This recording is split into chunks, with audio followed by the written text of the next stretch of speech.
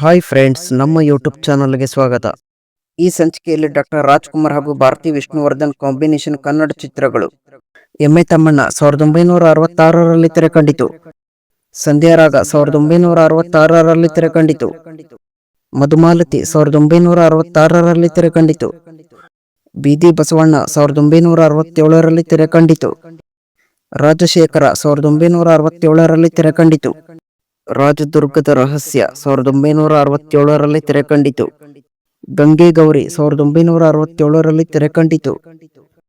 ಅಮ್ಮ 1968ರಲ್ಲಿ ತೆರೆಕಂಡಿತು. ಮನಸಾಕ್ಷಿ 1968ರಲ್ಲಿ ತೆರೆಕಂಡಿತು.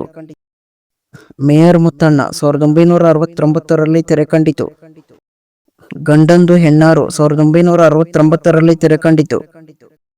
ಬಾಳು ಬೆಳಗಿತು 1976ರಲ್ಲಿ ತೆರೆಕಂಡಿತು. ಶ್ರೀಕೃಷ್ಣ ದೇವರಾಯ 1970ರಲ್ಲಿ ತೆರೆಕಂಡಿತು. ಹಸಿರು ತೋರಣ 1970ರಲ್ಲಿ ತೆರೆಕಂಡಿತು. ಒಲೆ ಜೋಡಿ 1970ರಲ್ಲಿ ತೆರೆಕಂಡಿತು. ಶ್ರೀಕೃಷ್ಣ ರುಕ್ಮಿಣಿ ಸತ್ಯಭಾಮ 1971ರಲ್ಲಿ ತೆರೆಕಂಡಿತು. ಕುಲಗೌರವ 1971ರಲ್ಲಿ ತೆರೆಕಂಡಿತು. ತಾಯಿ ದೇವರು 1971ರಲ್ಲಿ ತೆರೆಕಂಡಿತು. ನಮ್ಮ ಸಂಸಾರ 1971ರಲ್ಲಿ ತೆರೆಕಂಡಿತು.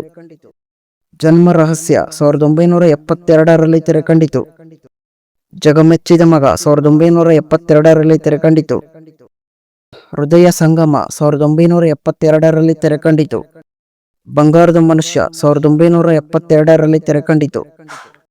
ಬಿಡುಗಡೆ 1973ರಲ್ಲಿ ತೆರೆಕಂಡಿತು. ಸ್ವಯಂವರ 1973ರಲ್ಲಿ ತೆರೆಕಂಡಿತು.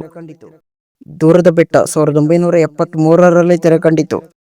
ಇದಿಷ್ಟು ಡಾಕ್ಟರ್ ರಾಜ್ಕುಮಾರ್ ಹಾಗೂ ಭಾರತಿ ವಿಷ್ಣುವರ್ಧನ್ ಕಾಂಬಿನೇಷನ್ ನಲ್ಲಿ ಮೂಡಿ ಬಂದ ಕನ್ನಡ ಚಿತ್ರಗಳು. ಈ ವಿಡಿಯೋ ಇಷ್ಟವಾದಲ್ಲಿ ಲೈಕ್ ಮಾಡಿ ಹಾಗೂ ಶೇರ್ ಮಾಡಿ. ಧನ್ಯವಾದಗಳು.